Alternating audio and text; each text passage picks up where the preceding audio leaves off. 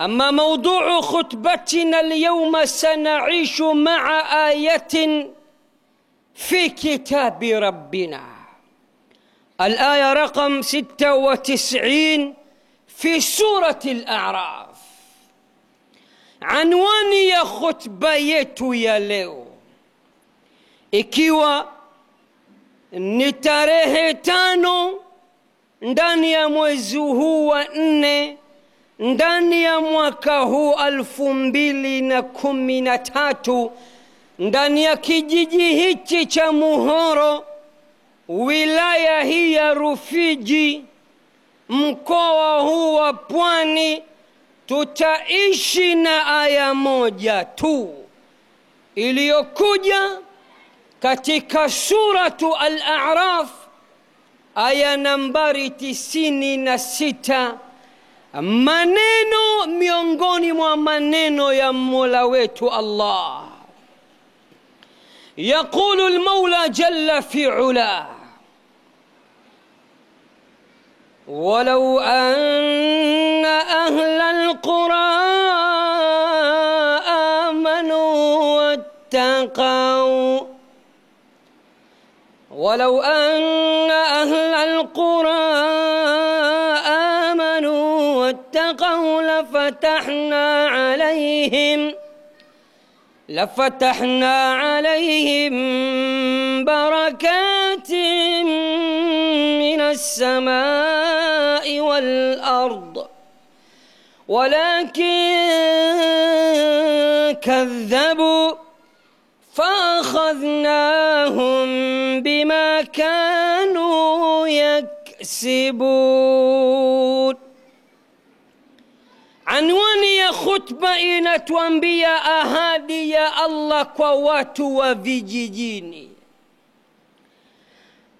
Ewe ndugu yangu, popote pale ulipo, uwe katika kijiji cha Muhoro au uwe Nyamwage au uwe Ikwiriri au uwe hata kijiji chochote katika nchi yetu hii ya Tanzania, kumbuka na fahamu wazi kabisa ya kuwa Allah Mola wetu aliyetuumba akatuleta ulimwenguni,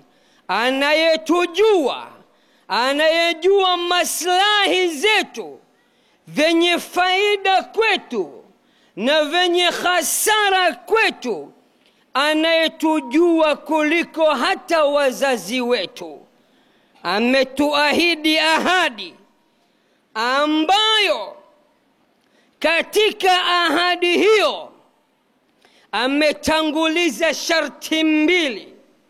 Endapo watu wa vijijini wataamua kushikamana na mawili haya na viwili hivi, wakaamua kuvifanyia kazi, kushikamana na mambo mawili, basi Allah subhanahu wa ta'ala amewaahidi ahadi ya ajabu kabisa. Ahadi ya Allah kwa watu wa vijijini ni ipi hiyo ahadi? Ni ile ahadi iliyokuja katika suratu Al-A'raf, aya nambari 96. Allah anasema, fungua masikio ya kichwa, fungua masikio ya moyo, sikiliza vizuri, pokea maneno ya Mola wako. Qur'ani tukufu, kitabu kisichokuwa na shaka ndani yake. Dhalika alkitabu la raiba fihi, kile ni kitabu, hiki ni kitabu, la raiba fihi, ndani yake hakuna shaka hata kidogo. Hudan, kitabu hiki ni mwongozo sahihi, ni mwongozo kamili, ni katiba iliyokamilika, katiba isiyohitaji kubadilishwa, katiba isiyohitaji kurekebishwa, katiba isiyohitaji kukaliwa na wana wa Adam, ni maneno ambayo ndani yake yamekamilika. Allah anasema ni mwongozo tosha kabisa kwa wale wenye sifa ya uchamungu. Inna hadha alqur'ana, kama ilivyokuja tena katika suratu al-Isra, Allah anasema inna hadha alqur'ana, hakika Qur'ani hii, yahdi lillati hiya aqwam, daima inaongoza katika njia ya sawa sawa. Hongera na pongezi zitoke katika msikiti huu mtukufu kabisa, nyumba miongoni mwa nyumba za Allah. Hongera na pongezi nizitoe juu ya mimbari hii tukufu kabisa iliyoanzishwa na Mtume Muhammad sallallahu alayhi wasallam. Hongera hizo na pongezi hizo zimwendee kila Muislamu aliyeifanya Qur'ani kuwa kioo chake, aliyeifanya Qur'ani kuwa mwongozo wake, aliyeifanya Qur'ani kuwa kibla chake, aliyeifanya Qur'ani kuwa katiba chake. Haoni, hasikii isipokuwa ni Qur'ani, kila jambo lake yeye na Qur'ani. Hongera sana ewe uliofanya maisha yako yote kuwa maisha ya Qur'ani. Kitabu ambacho katika sura ya 4 An-Nisa Allah anasema afala yatadabbaruna al-Qur'an, wana nini waislamu, kwa nini hawataki kuleta mazingatio juu ya Qur'ani hii? Qur'ani leo inasomwa kupitia katika mimbar za Ijumaa kama hivi, kupitia katika misikiti mbalimbali, kupitia katika maeneo mbalimbali. Kwa bahati mbaya Qur'ani imekosa masikio mazuri ambayo iliyo tayari kujitega kwa ajili ya kusikiliza Qur'ani hiyo. Afala yatadabbaruna alquran, wana nini umma wa zama hizi hawataki kuzingatia Qur'ani? Kisha Allah anakata shauri, kisha Allah anatutoa waswasi, kisha Allah anatamba kweli kweli, anasema walau kana min indi ghairi llahi lawajadu fihi ikhtilafan kathira. Lau Qur'ani hii ingelitoka kwa Mola, kwa Mungu asiyekuwa Allah Mola wa haki, basi Qur'ani hii ndani yake wengelikuta migongano na ikhtilafu mbalimbali. Ndugu zangu Waislamu, ahadi ambayo Allah ameiahidi kwa watu wanaoishi vijijini, ahadi ipi hiyo? Allah anasema walau anna ahla alqura,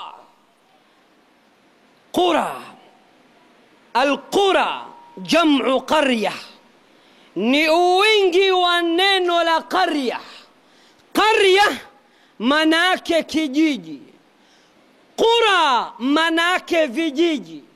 Allah anawasemesha watu wa vijijini ambao leo mimi na wewe tumo ndani ya kijiji cha Muhoro, kijiji maarufu kabisa katika mkoa huu wa Pwani na nchi yetu ya Tanzania kwa ujumla.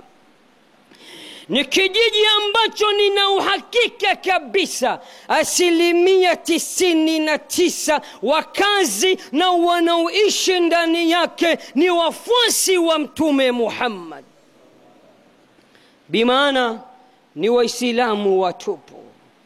Walau anna ahla alqura, hakusema walau anna ahla alqarya.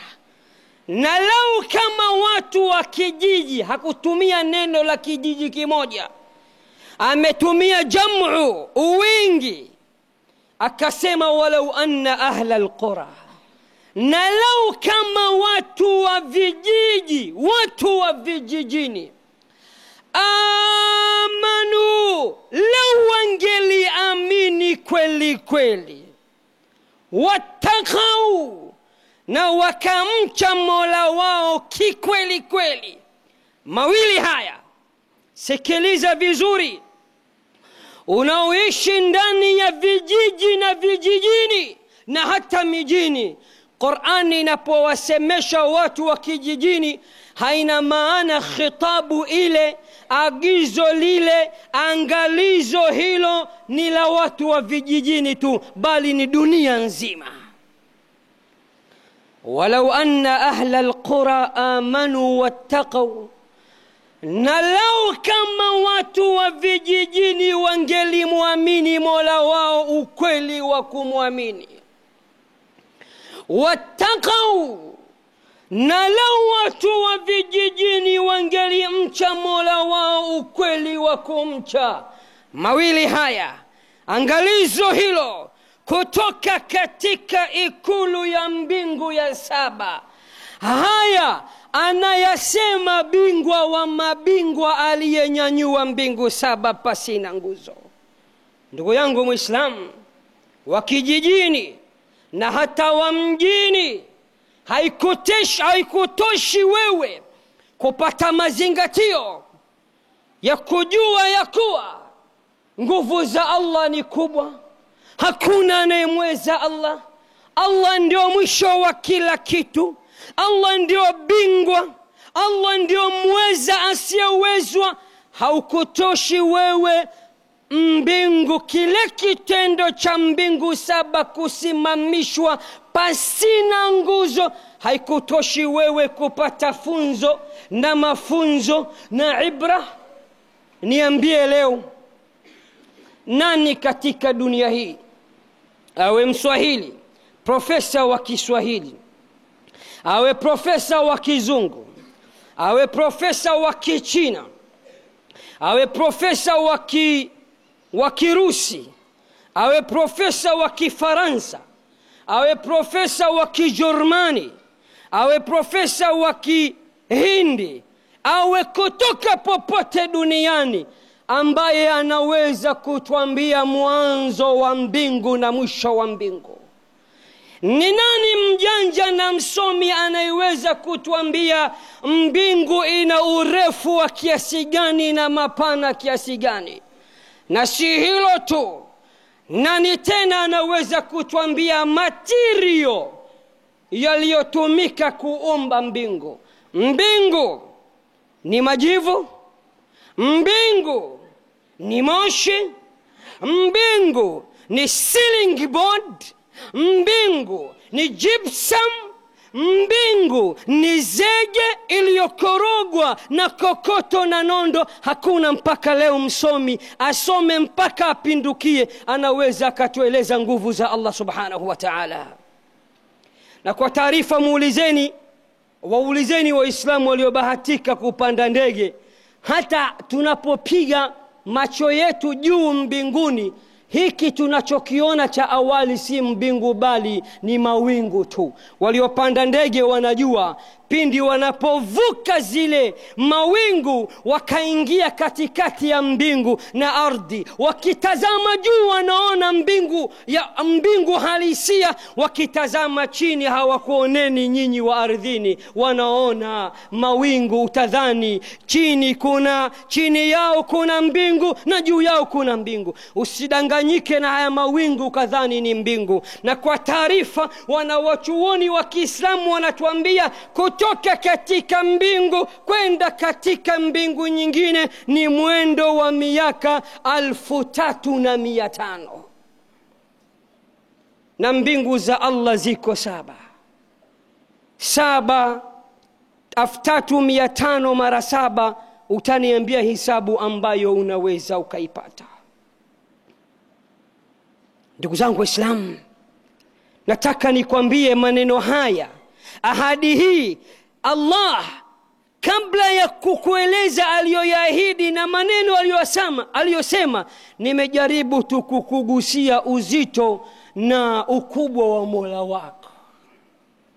Maana kuna watu vijijini wanamwogopa simba kuliko Mungu, kwa sababu simba kashawahi kuonekana kwa macho na matukio ya simba yanajulikana, ameshawahi kutafuna watu, na ndio maana anaogopeka. Lakini Mola haogopeki kama anavyoogopeka simba, kwa sababu Mola hajaonekana, na Mola adhabu yake yeye ni mkarimu na mrahimu, mpole. Hachukui hatua mbaya dhidi yetu akatuadhibu juu ya makosa yetu. Allah anasema, na lau watu wa vijijini wangelimwamini Mola wao ukweli wa kumwamini, na wakamcha Mola wao ukweli wa kumcha. Kwa nini Allah anasema lau watu wa vijijini wangelimwamini Mola wao ukweli wa kumwamini, na lau watu wa vijijini wangelimcha Mola wao ukweli wa kumcha? Al-Hafidh Ibn Kathir, mmoja katika wafasiri wa Qur'ani tukufu, tafsiri yake ni miongoni mwa tafsiri maarufu katika ulimwengu wa Kiislamu. Mwenyewe ameiita tafsirul Qur'anil Azim. Katazame katika tafsiri ya suratu Al-A'raf aya nambari 96, anasema yukhbiru Allahu ta'ala an qillati imani ahli al-qura. Allah hapa anaeleza uchache wa imani ya watu wa vijijini. Tathmini inaonyesha vijijini na mijini, vijijini hali ni mbaya sana. Na nikisema hali mbaya, watu wengi wanakimbilia hali mbaya ya kimaisha. Naam, hata mie nakubali mijini kuna nafuu ya kimaisha kuliko vijijini. Lakini Qur'ani kizungumzia hali ngumu ya vijijini, Qur'ani inakusudia hali ngumu ya kidini.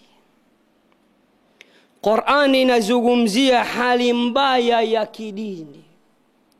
Na ndio maana mwanachuoni huyu anasema, Allah katika kufafanua aya hii anasema, Allah hapa anazungumzia namna gani watu wa vijijini walivyokuwa na imani ndogo sana. Na ndio maana akasema lau watu wa vijijini wangelimwamini Mola wao ukweli wa kumwamini, na wakamcha Mola wao ukweli wa kumcha, hii ina maana imani zimetoweka kwa Waislamu wa vijijini. Hii ina maana uchamungu umetoweka kwa Waislamu wa vijijini kuliko maeneo mengine. Ndugu zangu, naomba mujaribu kunielewa, nisije nikaonekana Sheikh Kishki tumemtaka miezi kadhaa kuja katika kijiji hichi cha Mohoro, leo anatuletea khutba ya kutupiga sisi wenyewe, anakuja na nyundo ya kutusambaratisha. Hapana, nimekuja kuwaletea maneno ya Mola wenu, aya ya Qur'ani tukufu. Na kwa sababu ninapozungumza Mohoro, sizungumzi Mohoro peke yake, bali ujumbe huu ni wa kimataifa. Nanyi insha Allah baada ya muda mfupi mtaona khutba hii ya Mohoro kisambaa dunia nzima. Na ndio maana napozungumza, nazungumza kimataifa, sizungumzi kitaifa peke yake. Nanyi ni mashahidi namna gani vijiji vingi, hasa katika vijiji ambavyo vinaongoza kwa Waislamu, imani zilipotoweka, imani zilivyotoweka, na uchamungu ulivyotoweka.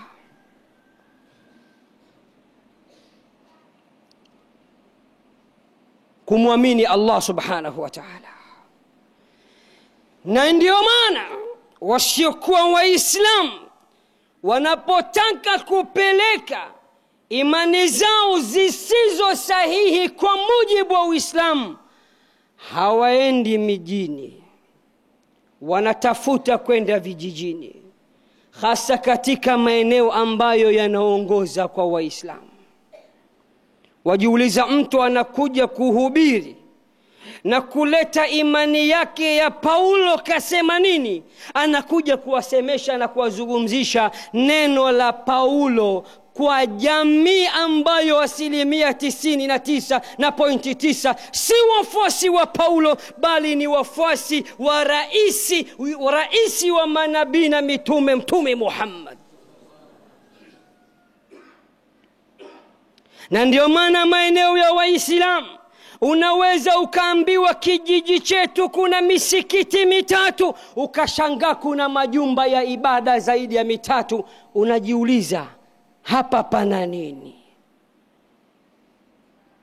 Ni nani aliyewakaribisha mpaka wakaweza kuweka na wao majumba yao ya kiibada, wakaweza kutoa wito mbalimbali wa kutaka kuwapotosha, kuwazima na kuwafunga macho umma wa Muhammad ili wasione nuru ya Muhammad? Utagundua kiwanja walichopata kujengea nursery school na primary school na hata majumba yao ya kiibada ni kiwanja kilichouzwa na Muislamu mwenye jina la Kiislamu, aliyezaliwa ndani ya Uislamu, ambaye mtume wake si mwingine isipokuwa Mtume Muhammad. Na anajua wazi kabisa ardhi hii nakuja kuiuza baada ya miaka 100. Wajukuu zangu hao nitakaowaza mimi, wajukuu na watukuu, hapa Muhoro watakuja kuwa wafuasi wa Paulo. Unaona namna Mola anavyotujua? Mola anatutuhumu. Mola bali si kutuhumu tu, anaweka wazi kasoro zetu sisi tunaoishi vijijini, ya kuwa kuna mambo mawili yamekosekana kwetu: imani na uchamungu. Kumwamini Allah subhanahu wa ta'ala. Wallahi, si mara yangu ya kwanza kufika katika vijiji vingi nimevitembelea, alhamdulillah, kukupata wito mbalimbali kwa ndugu zangu wapenzi wangu katika Uislamu. Kuna maeneo tunakwenda tunaambiwa hadi mbuzi wa aqiqa ili achinjwe, basi naye anatawadhishwa kama unavotawadha wewe unapotaka kusali sala yako. Anakoshwa mikono mara 3, viganja viwili, anaoshwa uso wake mara 3, mkono wa kulia mara 3, mkono wa kushoto mara 3, anapakazwa kichwani na kuwekewa maji ya masikioni, anaelekezwa kibla. Baada ya udhu kukamilika ndipo atakapochinjwa. Hali ni mbaya sana vijijini. Kuna maeneo Waislamu hawajui hata kuzika wala kuosha maiti pindi Muislamu wenzao atakapofariki. Lakini Allah amezungumzia tatizo ni vitu viwili: imani ni dhaifu na ukosefu wa uchamungu. Mtu yuko tayari masaa yote akashinda shambani kwake, amwambie habari ya kuswali. Wallahi, wengi wetu, 100% leo nikiuliza baada ya sala ya Ijumaa, wanaoswali na wasioswali vijijini, wepi wengi? Mtaniambia wasioswali ni wengi.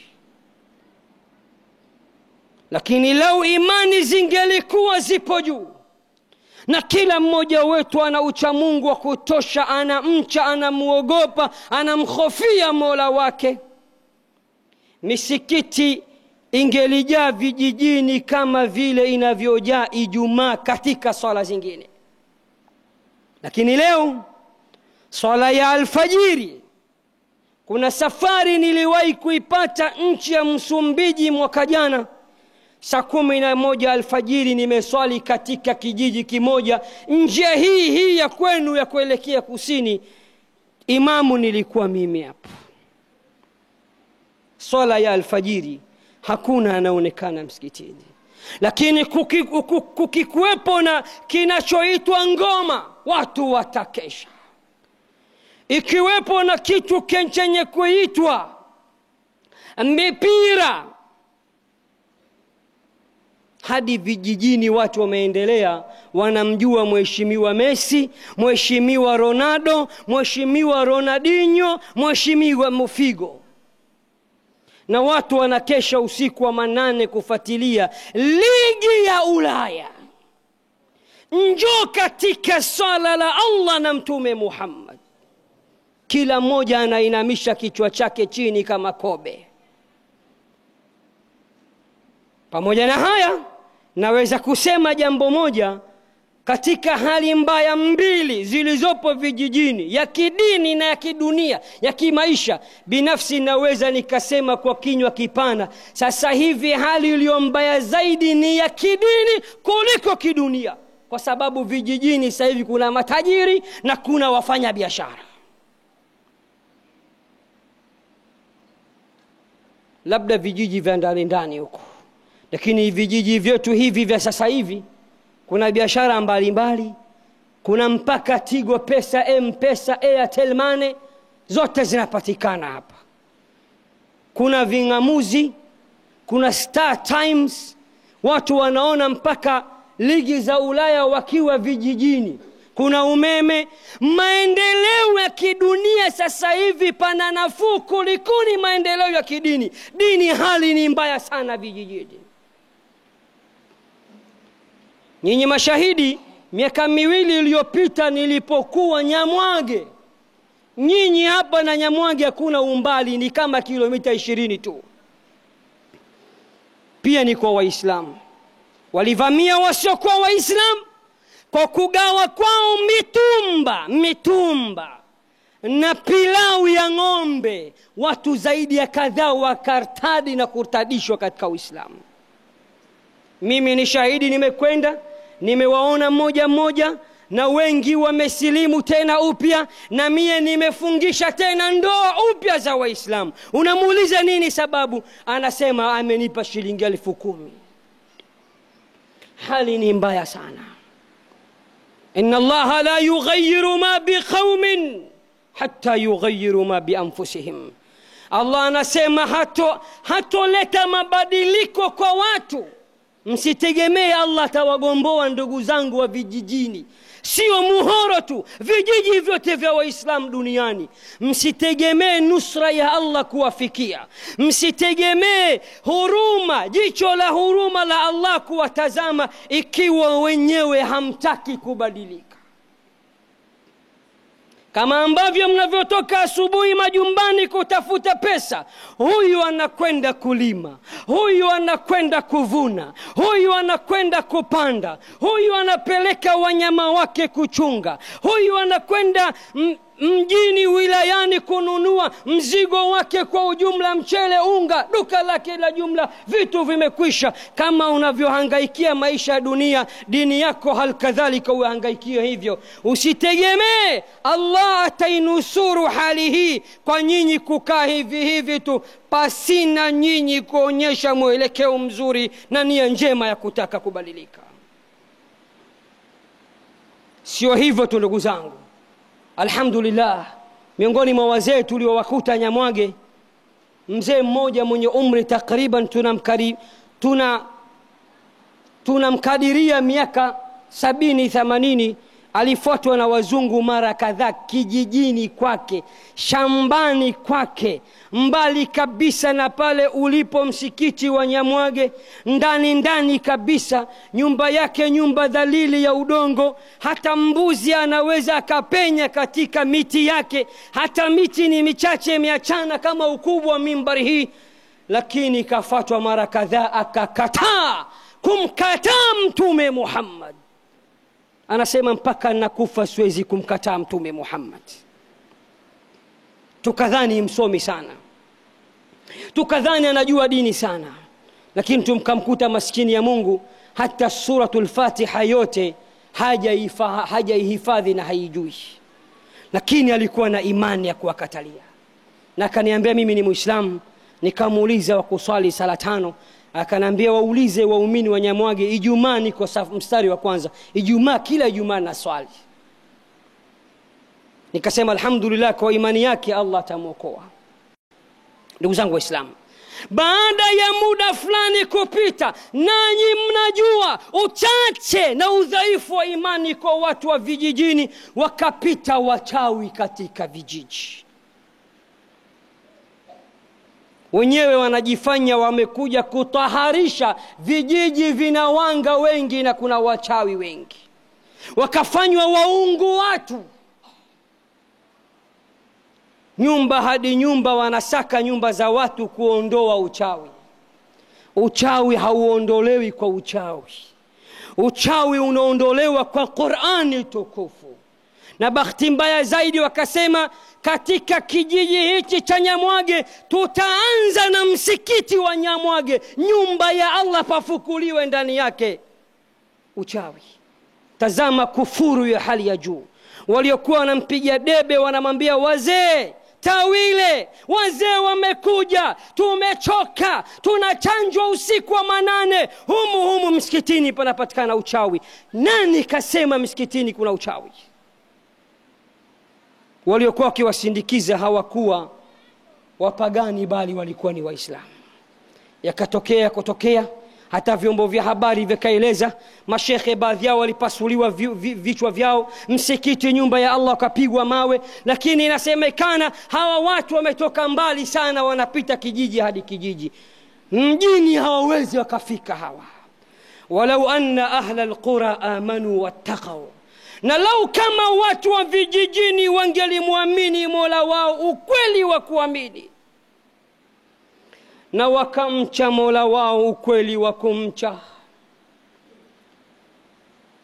Sikiliza ahadi ya Mola wako sasa. Anwani ya khutba yangu,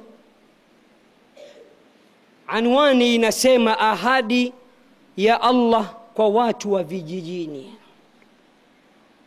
Lau mkijipamba na sifa mbili, ndugu zangu mnaoishi vijijini au hata mijini kokote pale, mkijipamba na imani, hamtetereki, uko tayari kufa na njaa, ili mradi tu kwamba utetee Uislamu wako, bendera ya la ilaha illa Allah Muhammadun Rasulullah, usianguke. Hakuna kuuza kiwanja, hakuna kuuza eneo. Atakayekuja na aje, kwa sababu nchi yetu haina dini, serikali yetu haina dini. Njoeni tu, mtapiga kelele wenyewe mpaka sauti zife. Hakuna atakayetoka nyumbani kwake akasikiliza wito ule.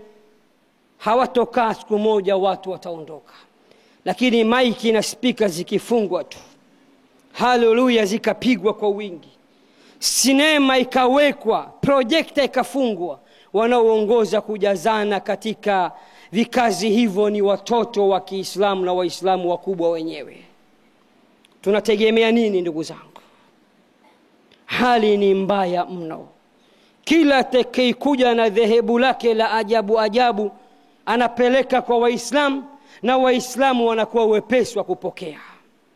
Leo ndio wamekuja hawa, kesho watakuja Wayahudi, kesho kutwa watakuja Wahindi kutoka India wanaabudia ng'ombe. Watasema Mungu wa kweli ng'ombe, na ng'ombe atapatikana kuabudiwa. Tusipokaa sawa, ndugu zangu, tuamke. Ndugu zangu, dunia ni pahala pa kupita. Ndugu zangu, maisha yako Allah hawezi kuyaboresha ukawa na maisha bora mpaka mwenyewe ubadilike katika nafsi yako. Nusra ya Allah haiwezi kukufikia mpaka wewe mwenyewe uanze kujinusuru na kwa nusuru Waislamu wenzako. Mtume sallallahu alaihi wasallam anasema dinu nasiha, dini ni kupeana nasaha. Mnapoona mambo kama haya yanatokea, alafu watoto wetu, vijana wetu ndio wanahudhuria katika viwanja hivyo ambavyo wanaotoa muhadhara si Waislamu, nyie mnatakiwa kuagiza vijana mkawaite wale muwaondoe. Mnakuja mnawakemea, mnawafuata wazee wao, fulani mwanao alikuwepo na fulani, kila mmoja mkemee mwanae. Sote tukubaliane kama sisimizi walivyokubaliana. Katika suratu Namli, sura yenyewe imepewa jina la sisimizi, inaitwa suratu Namli. Sisimizi amekuwa na busara ya kuokoa ndugu zake, kuliko baadhi yetu tumekosa busara ya kuokoa waislamu wenzetu wasije wakaingia katika dini ya kipotovu, wasije wakampa mgongo Mtume Muhammad. Sikiliza busara ya sisimizi. Nabii Suleiman alayhi salam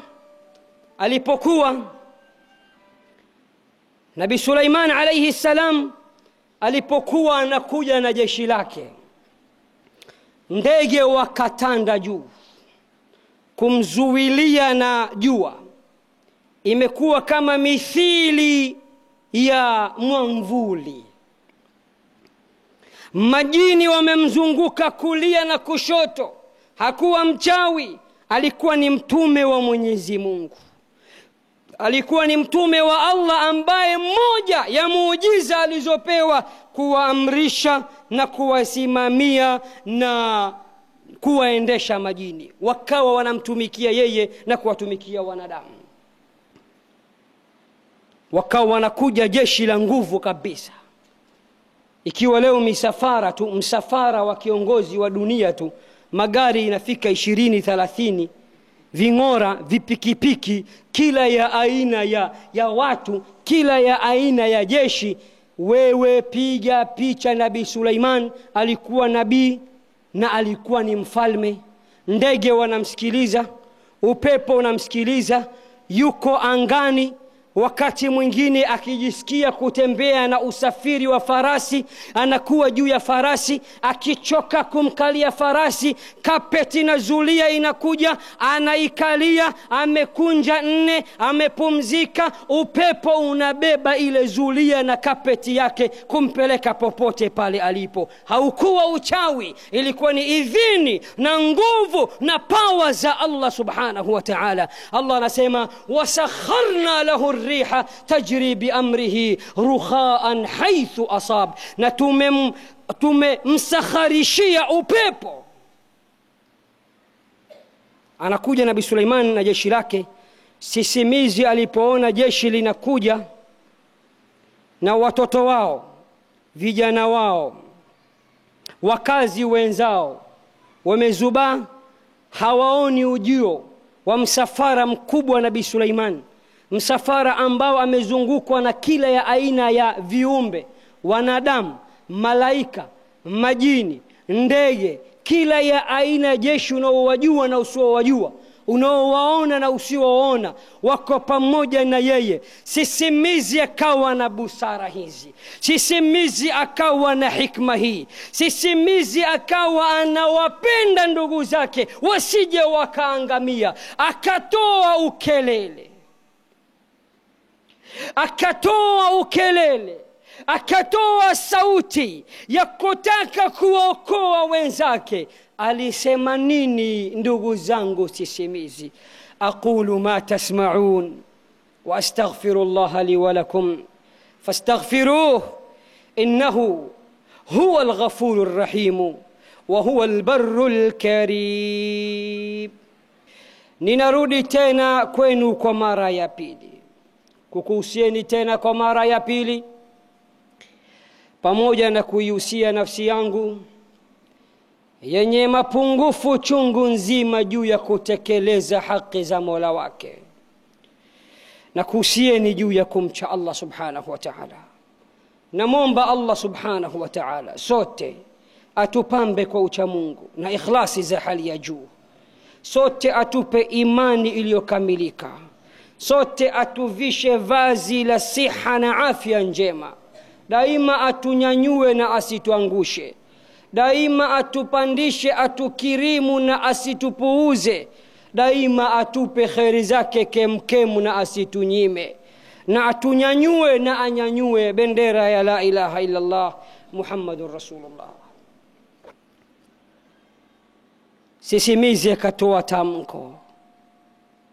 Qur'ani inasema hatta إذا أتوا على وادي النمل قالت نملة يا أيها النمل ادخلوا مساكنكم لا يحطمنكم سليمان وجنوده وهم لا يشعرون.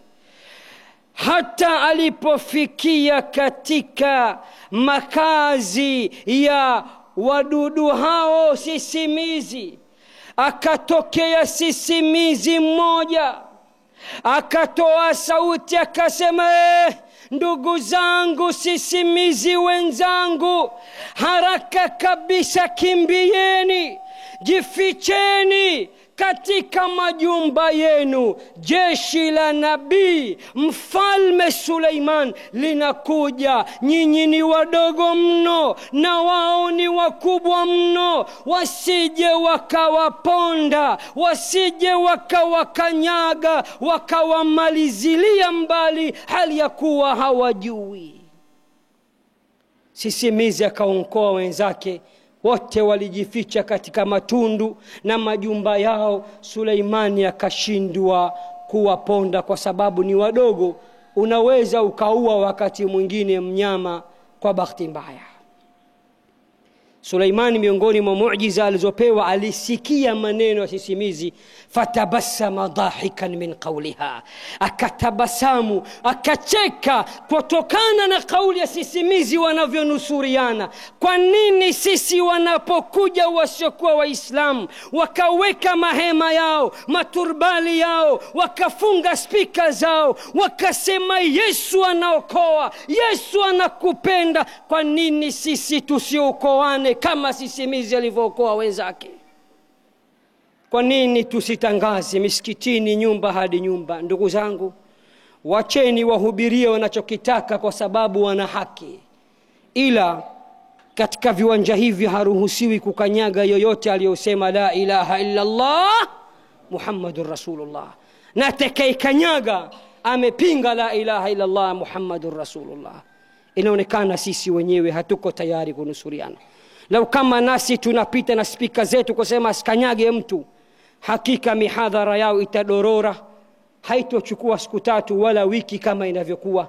Lakini kwa sababu wanapata masikio ya kwenda kusikiliza na watu hadhira inayokwenda kuhudhuria. Nimalize khutba yangu sasa na ahadi ya Allah.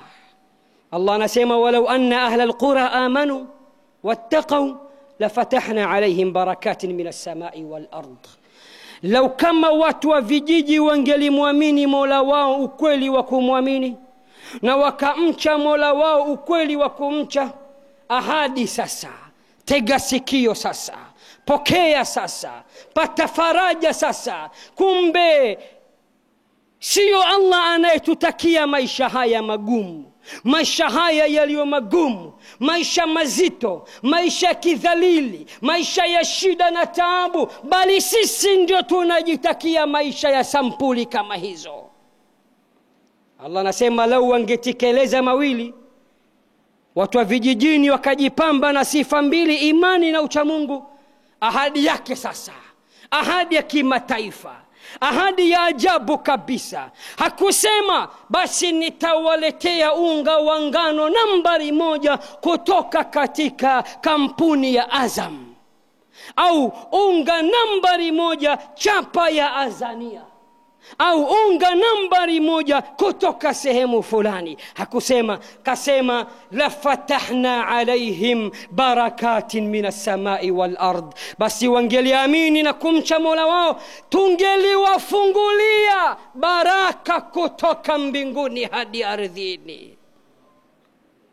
Leo vijijini kikubwa ambacho tunachokilalamikia ni ukosefu wa mvua, na mvua zikija ni mvua zisizokuwa na faida. Waulize wakulima, mazao na ulimaji umepungua, uvunaji sio kama zamani. Nani ambaye shamba lake sasa hivi kila miaka anazidi kuvuna, anazidi kupata faida? Bali mtaniambia kila mmoja jambo lake, shamba lake linarudi nyuma.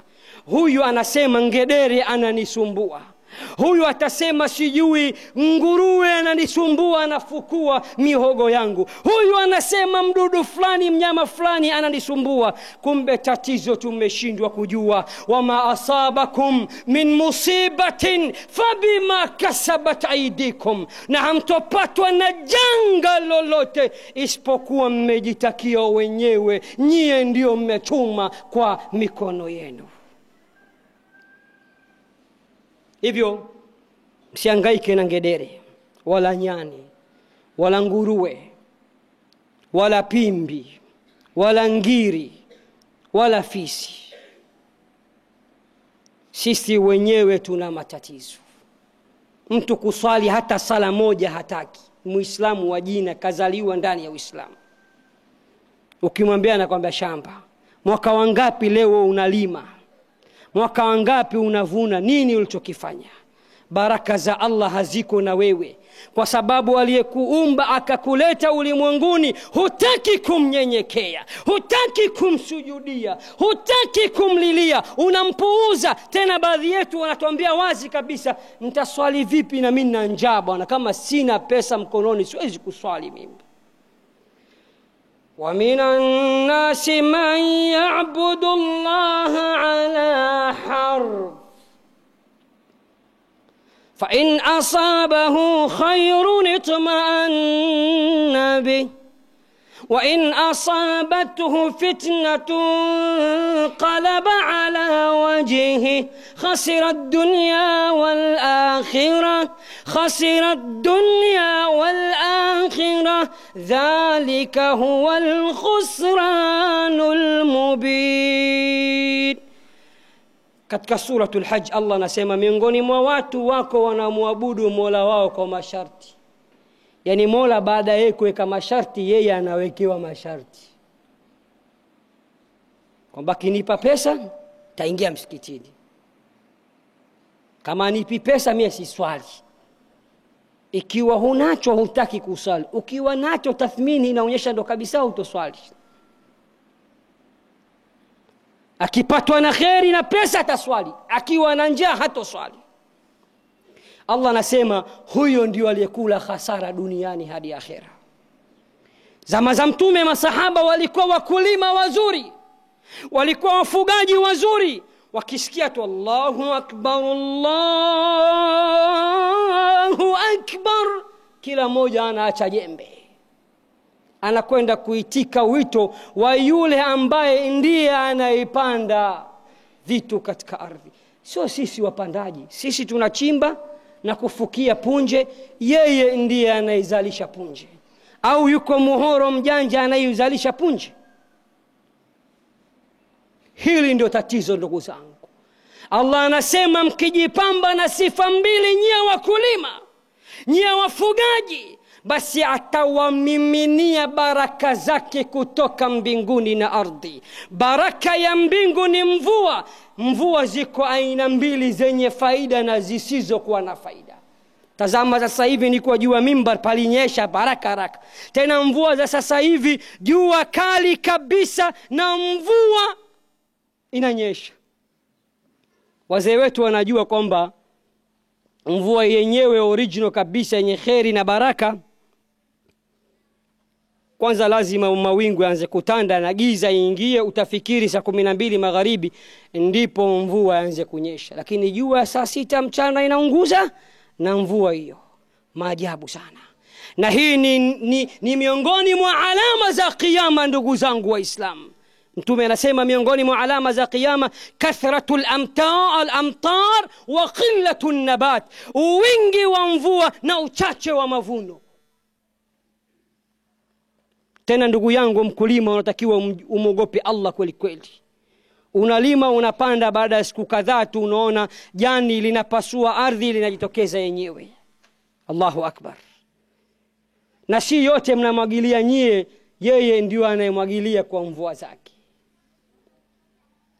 Lau kama watu wa vijiji wangemwamini Mola wao na wakamcha, basi tungeliwafungulia baraka kutoka mbinguni na ardhini. Mvua yenye kheri na baraka inaanguka ardhini kutoka mbinguni, na mimea tastawi, watu watapata vyakula mbalimbali, kilichopandwa kitapandika, kitaota vizuri, kitakuwa na kheri. Hata zaka ya mavuno watu hawatolei vile vile katika mavuno yao, katika wanyama wao.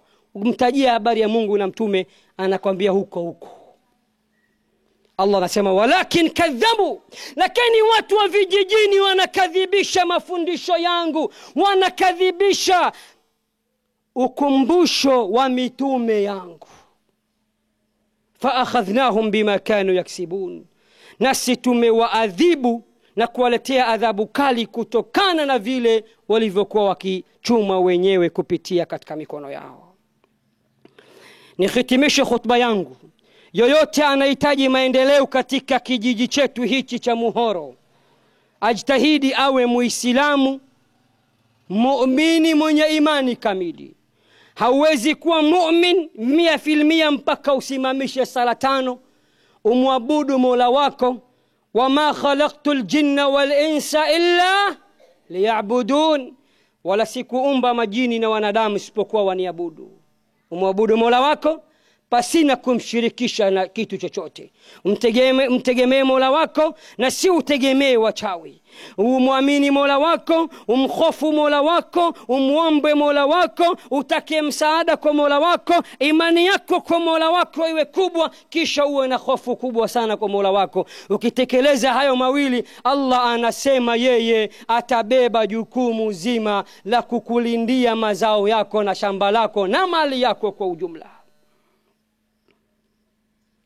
Ndugu zangu, nihitimishe na kisa kifupi sana. Mtume sallallahu alaihi wasallam ametueleza katika hadithi moja ya masiku, kuna bwana mmoja alikuwa anatembea katika kijiji chake, katika mitaa ya vijiji. Akasikia sauti limetoka mawinguni, kwenye wingu. Sauti inasema, matone kadhaa ya mvua zipelekwe katika shamba ya fulani na fulani. Live anasikia sauti kutoka mbinguni. Mbingu inatoa amri, inaamrisha tone. Maana hata mvua inayoteremka unaweza kushangaa inanyesha inasimama. Kusimama kwenyewe ndio amri ya Mungu. Malaika anayeitwa Mikail, aliyesimamia sekta ya maji, mvua, anaamrishwa Nyamwage inyeshe saa nzima, Muhoro inyeshe masaa 2. Anaandikiwa katika ile saa ahakikishe matone ya mvua ziwe labda tone bilioni 1. Zikifika anafunga ile koki, ndio maana mvua ina stop. Mipango iliyokwenda shule, mipango yenye akili, mipango kisawasawa. Mipango ya nani? Ya yule aliyenyanyua mbingu 7 pasi na nguzo. Huyu bwana akasema, subhanallah, kijiji hichi kuna mtu anatajwa mpaka mbinguni. Nasikia sauti mbinguni nasema ipelekwe mvua kwenye shamba la fulani tu. Habari zenye uhakika. Tumeelezwa na kipenzi chetu, mwalimu wetu, kiongozi wetu, mlezi wetu, raisi wa manabii na mitume. Raisi wa manabii na mitume si mwingine, huyo ni Muhammad. Basi wingu likaanza kujitengeneza. Inama amruhu idha arada shay'an an yaqula lahu kun. Hapo kwa hapo amri lazima itekelezwe ya Allah. Wingu likasogea, linafuata shamba lile. Huyu bwana akasema, nimeacha shughuli zangu zote, nikawa nakimbiza ile wingu, nikashuhudie ni ndoto au ni uhalisia. Sielewi vijijini kwa imani za kipotovu, imani za chini ya hata ya 0, tunaamini wachawi wanaweza wakanyesha mvua kwenye mashamba yao. Mchawi leo kawa yeye ni Mungu, ana uwezo kwenda mbinguni akamwamrisha Mikail, malaika wa Allah, akamwambia fungua koki. Hapana, ni kiini macho. Saharu a'yuna an-nasi wastarhabuhum waja'u bisihrin adhim. Hakuna anayeweza kunyesha mvua zaidi ya Mungu. Sisi kwetu Dar es Salaam, jiji la gharama, Tunaamini pia baadhi ya watu mpaka leo wana imani za kipotovu. Wallahi Waislamu asilimia kubwa hatuna imani, na ndio maana tunashindwa kuendelea kidini hata kidunia. Imani ziko chini sana, tauhidi hakuna kabisa, akida ndio imepotea kabisa. Tunaamini Simba na Yanga wakicheza mvua lazima itanyesha, waganga wao wanaita mvua. Kama tuna watu wa sampuli kama hiyo, basi tumekwisha, tusubirie kiyama tu. Huyu bwana akawa anasubiria, anafuatilia ile wingu. Wallahi Waislamu anasema nikana ana karibia kupotea njia, mvua ikaanza kunyesha kwenye shamba. Asema mvua ikanisaidia kuifuata, anaifuata mvua. Kila kitu huamini tu. Yule bwana anasema nikamkuta mtu mmoja yuko katikati ya shamba lake, nikamfuata, nikasema assalamu alaikum. Akaitika, na kuomba kwa utukufu wa Mola wako, na kuomba sana kwa heshima ya Mungu, kama unamheshimu Mungu kweli, niambie wewe unaitwa nani? Jamaa akashangaa, wewe vipi? Unatoka ulikotoka unaniuliza jina langu nani? Asema nisaidie, niambie jina lako. Mvua inanyesha, wanaroa wote shambani. Akasema naitwa fulani bin fulani. Akasema Allahu Akbar, ndio jina ambalo nimelisikia juu mbinguni kitajwa. Akasema umesikiaje? Anasema niko mtaa wa ngapi si huko, nasikia wingu likatoa sauti. Wingu inaambiwa ijitande, ijitengeneze, iwe ready, iwe tayari katika kupeleka mvua katika shamba la fulani bin fulani.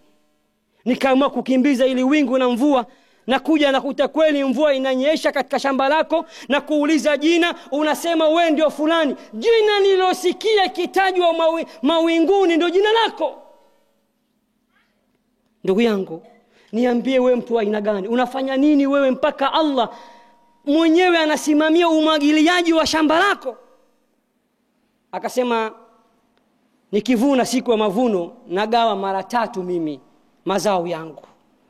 Fungu moja napeleka kwa maskini na mafukara wa Kiislamu. Fungu la pili narejeshea kwenye shamba langu. Na fungu la 3 ni matumizi yangu mimi na wanangu. Akasema sasa nimepata jibu kwa nini Mungu anakusimamia. Kwa sababu unajitambua na unamtambua, na unajua katika shamba lako kuna haki ya Mungu na kuna Waislamu wenzako. Leo wafanyabiashara wengi hapa Muhoro ni Waislamu, wana maduka makubwa. Mwambie changia maiki ya msikiti, hataki. Mwambie changia madrasa hali mbaya, hataki. Utatoa aya zote za peponi za motoni, anakuangalia tu. Anasubiri siasa ije yote kwa mstari wa kwanza kumpokea kiongozi wa siasa. Atasubiri siku moja waje wale wachawi, atakuwa wa kwanza kupokea wachawi. Atasubiri siku moja mechi ya mpira, yeye atadhamini mechi ya mpira. Tumombe Allah subhanahu wa ta'ala atusitiri. Allah tusamehe makosa yetu. Allah tuongoze. Allah tupe imani. Allah tupe ucha Mungu. Allahumma inna nas'aluka imanan kamila wa yaqinan sadiqa wa qalban khashi'a wa lisanan dhakira wa rizqan wasi'a wa halalan tayyiba wa tawbatan nasuha wa tawbatan qabla al-maut wa rahmatan 'inda al-maut wa maghfiratan wa rahatan ba'da al-maut. اللهم يسر لنا كل عسير فإن تيسير كل عسير عليك يسير. اللهم سهل لنا مما نريد ونجنا مما نخاف بفضلك يا لطيف برحمتك يا أرحم الراحمين. اللهم ارحمنا فأنت بنا راحم ولا تعذبنا فأنت علينا قادر والتف بنا فيما جرت به المقادير إنك على كل شيء قدير. اللهم صل وسلم وزد وبارك على سيدنا ونبينا وحبيبنا محمد صلى الله عليه وسلم كما صليت على إبراهيم وعلى آل إبراهيم إنك حميد مجيد. وبارك على سيدنا محمد وعلى آل محمد كما باركت على إبراهيم وعلى آل إبراهيم في العالمين إنك حميد مجيد. وارض اللهم عن خلفائه الراشدين سيدنا أبي بكر الصديق وسيدنا عمر ابن الخطاب وسيدنا عثمان بن عفان وسيدنا علي بن أبي طالب وعن جميع صحابة رسول الله صلى الله عليه وسلم برحمتك يا أرحم الراحمين. سبحان ربك رب العزة عما يصفون وسلام على المرسلين والحمد لله رب العالمين وأقيم الصلاة. Assalamu alaikum warahmatullahi wabarakatuh. Mpenzi mtazamaji, tupo katika eneo hili la Muhoro katika wilaya hii ya Rufiji katika mkoa huu wa Pwani. Ni ziara ya Sheikh Nuruddin Kishki katika mkoa huu wa Pwani katika eneo hili la Muhoro, na hivi punde tu ametoka kusoma hutuba ya Jumaa katika msikiti huu. Na hutuba ya leo imezungumzia masuala makubwa mawili. Kama watu wa vijijini watamwamini Mwenyezi Mungu na watamcha Mwenyezi Mungu, basi Allah Subhanahu wa Ta'ala atateremsha baraka zake kutoka mbinguni na ardhini. Ninaye hapa mmoja katika waumini wa msikiti, miongoni mwa waumini wa msikiti. Ndugu yangu anayekutazama hivi sasa angependa kujua jina lako, unaitwa nani? Mimi naitwa Bakari Muhammad Nongwa. Bakari Muhammad Nongwa. Watu wa maeneo haya asilimia karibu 90 ni wakulima, na nadhani wewe ni mmoja katika wakulima. Naam, haswa. Vipi unasemaje kuhusiana na hutuba ya Sheikh ambaye Mwenyezi Mungu Subhanahu wa Ta'ala anaonyesha kama watu wangelikuwa wanamwamini Allah Subhanahu wa Ta'ala na wanamcha Mwenyezi Mungu angeteremsha baraka kutoka mawinguni na ardhini? Vipi kuhusiana na hutuba hii? Hutuba hii ni mzuri sana. Kama watu wote tungekuwa tunamwamini Mwenyezi Mungu Subhanahu wa Ta'ala na kuyafuata yale aliyokuja nayo mtume wetu Muhammad sallallahu alaihi wasallam, Mwenyezi Mungu angetuteremshia baraka kutoka mawinguni na ardhini inshallah. Labda unaweza kuzungumzia vipi mazao labda hivi sasa kutokana na watu kutokumwamini sawa sawa Mwenyezi Mungu na mtume wake sallallahu alaihi wasallam? Ni kweli kwamba baraka zimepungua? Inshallah hivi sasa Mwenyezi Mungu katupa mtihani mkubwa sana kutokana na kilimo chetu, kwa sababu sasa hivi imekuwa kama watu tunabipiwa. Unaweza kuona mawingu na mvua isinyeshe. Unaweza kuonyesha mvua, basi mawingu yake na mvua zake zinavyoonyesha tofauti kabisa. Mimea utaona inanyauka na mapato ni madogo sana kutokana na uchache wa kumwabudu na kumwamini Allah Subhanahu wa Ta'ala. Na ni mmoja katika waumini. Ngoja niangalie waumini wengine wawili watatu hapa inshallah. Asalamu alaykum warahmatullahi wabarakatuh. Wa alaykum assalam. Ndugu yangu mpenzi anayekutazama hivi sasa angependa kujua jina lako nani? Naitwa Muhammad Kasim Muba. Muhammad Kasim almaarufu Muba. Naam. Naam. Muhammad Kasim almaarufu Muba. Unazungumzia vipi hali hii ya mazao kwa hivi sasa kutokana na hutuba nzima ya Sheikh Nuruddin ya leo? Hali ya mazao kwa kweli huko mashambani ni mbaya sana, kwa sababu watu hatuko kwenye kumtegemea sana Mwenyezi Mungu, kwa sababu tunapandikiza mambo yetu. Naam. Na ni kweli kwamba kijijini watu wanaamini kwamba kuna mtu anaweza akanyesheza mvua kinyume na Mwenyezi Mungu? Imani hivyo baadhi ya watu ipo. Naam. Kwa sababu huwa watu hatupandi, tunafanya matambiko. Hatuvuni shati matambiko, tukivuna kwanza tunapeleka kwa matambiko. Hiyo hali ipo, baadhi ya watu wanayo. Sasa nini umejifunza kutokana na hutuba ya leo? Nimejifunza tumche Mwenyezi Mungu kiukweli na kufuata maelekezo ya mtume wake Muhammad sallallahu alaihi wasallam. Na tukishafanya hivyo tutafaulu. Inshallah. Tukifanya hivyo tutazidi kupotea. Inshallah. Ni mmoja katika waumini almaarufu Muba. Nimtafuti hapa mzee mmoja. Asalamu alaykum warahmatullahi wabarakatuh. Wa alaykum salaam. Mpenzi anayekutazama hivi sasa, mtazamaji anayekutazama angependa kujua jina lako nani? Naitwa Abdi Yusuf Mchoro. Naam, Abdi Yusuf Mchoro. Almaarufu Mchoro, nikiishi hapa Muhoro na kijiji kingine cha Kiongoroni jirani. Naam, labda unaweza kuzungumzia vipi hali ya vijijini kuhusiana na mvua na jua ni kali katika wakati huu na hutuba nzima ya Sheikh Nuruddin Kishki aliyoitoa leo? Sheikh Kishki hutuba yake sisi imetugonga sana katika miaka zaidi ya 10 hivi sasa hivi ukame unatutawala na imani za kichawi zinaendelea. Hata mapato yetu sisi yote tunayopata machache, bado tunaingia katika ushirikina kuondoa machawi majumbani mwetu. Pia vile vile imani ya misikiti inashindwa kuabudiwa kwa sababu inaonekana ina uchawi ndani yake. Hata hawa viongozi wa msikiti nao wanashindwa kuongoza dini kwa ajili ya kuogopa uchawi. Labda wewe ni mmoja katika wakulima? Mimi mmoja katika wakulima. Hivi sasa nimelima mazao yangu, mahindi nimevuna kidogo sana, mpunga mpaka sasa sijapanda. Sasa utakuwa tayari baada ya kusikiza hutuba hii kugawa mazao yako sehemu 3. Sehemu moja kuwapa maskini, sehemu nyingine kwa ajili ya shamba lako, na sehemu nyingine kama alivyoelekeza shekhe? Kweli niko tayari kuyagawa mazao yangu, hata serusi moja nimepata mimi, ili mradi ile haki iende katika usawa kwa Mwenyezi Mungu. Na uko tayari kuipandisha imani yako na kumcha Mwenyezi Mungu ili baraka zishuke kutoka mawinguni na ardhini? Kuanzia hivi sasa na imani takatifu kwamba Uislamu ndio utatuongoza na kutupa baraka kutoka mbinguni mpaka ardhini. Naam, ni mmoja katika waumini wa msikiti huu uliopo hapa katika kijiji hichi cha Muhoro. Na naye hapa pembeni. Asalamu alaykum warahmatullahi wabarakatuh. Assalamu warahmatullahi wabarakatuh. Mpenzi mtazamaji anayekutazama hivi sasa angependa kujua jina lako ni nani? Naitwa Mahfudh Abdul Latif Muhammad, ni katibu. Mashaallah. Kwa maana Waislamu wetu wa Muhoro Naam. wamebweteka sana katika kukaa vijiweni na kuwasengenya wenzao, jambo ambalo Uislamu unakemea na unakataa. Mbili, Waislamu kwa siku ya leo Ijumaa hawafungi maduka kwa ajili ya ibada ya Mwenyezi Mungu, wanakhalifu aya. Na tatu, Waislamu kwa Waislamu tunabugudhiana, kati ya msikiti na msikiti tunatengana, lengo letu wote ikiwa la ilaha illallah Muhammad Rasulullah. Tunaomba sana Mwenyezi Mungu aondoe tofauti hizo ili tuelekeze ibada zetu na umoja wetu. Sasa ukiwa kama katibu wa msikiti huu, unaweza kuzungumzia vipi? Maana hutuba ya Sheikh ya leo inaonyesha mambo mawili ameyafanya watu wasio wanapata baraka kutoka mawinguni na ardhini, yani kumwamini Mwenyezi Mungu na kumcha Mwenyezi Mungu Subhanahu wa Ta'ala. Na inaonyesha kabisa kwa hivi sasa takriban kipindi cha miaka 20 mpaka miaka 30, yani mazao yameanza kupungua. Mvua hazinyeshi kama alivyosema Sheikh, mvua zikinyesha ima za maangamizi, ima zinanyesha kidogo hazitoshi, sio mvua za wastani. Labda kuhusiana na hutuba ya Sheikh unaweza kuzungumzia vipi? Naam, alhamdulillah nasta'inu wa nastaghfiruhu wa na'udhu billahi min shururi anfusina.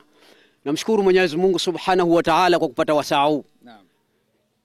Hakika ya mji wetu imani kwa Uislamu haipo, na ndio maana matukio yanatupata. Naam. Utakapolizungumza hilo watu wana haraka sana katika msikiti. Naam. Maombi yetu yanakuwa nusu kwa sababu istidhai zetu zimezidi kubugudhiana. Kila mtu ana ilmu kumpita mwenzake. Kwanza tuwekane sawa katika istiqama ya Uislamu, ndio pale tutaweza kufuzu Uislamu na kupeleka wapi. Ni kweli kabisa kwamba mazao yamepungua. Yamepungua kutokana na nafsi zetu na sisi wenyewe maradhi yetu waliotukurubisha. Wewe ni mmoja katika wakulima? Mimi ni mmoja katika wakulima, lakini nashukuru Mwenyezi Mungu ananijalia kwa neema ndogo ambayo nayoipata. Mwaka uliopita labda unaweza kusema shamba lako ni kangapi na umevuna gani? Shamba langu mwaka uliopita nilipata kama eka 1.5 na nilivuna magunia kama 15 ya mahindi. Ni wastani wa sawa katika eka 1.5 kuvuna magunia 15 au yamepungua? Si wa sawa, isipokuwa kutokana na pato la mvua ndio limepunguza. Kwa hiyo ukiwa kama katibu unamwambia mpenzi mtazamaji kwamba unamwahidi Allah Subhanahu wa Ta'ala utamwamini upeo wa kumwamini na utamcha upeo wa kumcha, ili eka 1.5 itoe zaidi ya magunia 100. Alhamdulillah, nitashukuru Mwenyezi Mungu anielekeze kama vile ibada yangu ninavyoelekeza, na yeye anikubalie pamoja na mtume wake Muhammad sallallahu alaihi wasallam kwa maombi ninayo ambayo yaelekeza pamoja na Waislamu wenzangu. Mpenzi mtazamaji, ni moja katika waumini na si waumini tu, ni katibu wa masjidi hii inayopatikana hapa Muhoro kijijini. Hivi punde tu Sheikh Nuruddin Kishki ametoka kuzungumza katika hutuba ya Jumaa. Aliyezungumza mambo mawili yanawafanya waja wakose baraka kutoka mawinguni, wakose baraka kutoka ardhini, nayo ni kutokumcha Mwenyezi Mungu na kutokumwamini Allah Subhanahu wa Ta'ala. Lakini baada ya lisali moja Sheikh Nuruddin Kishki atakuwa katika viwanja vya wazi hapa katika kijiji cha Muhoro. Kutokana na maombi na ushauri wa wadau wa Kishki TV duniani kote ya kuomba kuichangia Kishki Online TV ili nao wapate kheri zinazotokana na kazi hii, sasa milango ipo wazi kwako Muislamu popote pale ulipo. Unaweza kuichangia Kishki TV kwa kutoa sadaka yako ili umma wa Uislamu uendelee kunufaika na maudhui ya vipindi mbalimbali vyenye ukumbusho na mafundisho lukuki kutoka hapa Kishki TV. Kumbuka kutoa sadaka hata kwa kiasi na ikhlas na kufurahi pindi itakapofika korabuka. Changia Kishki TV kupitia Airtel Money 0789445555 au Vodacom M-Pesa 0746588888. Jina Kishki Online TV.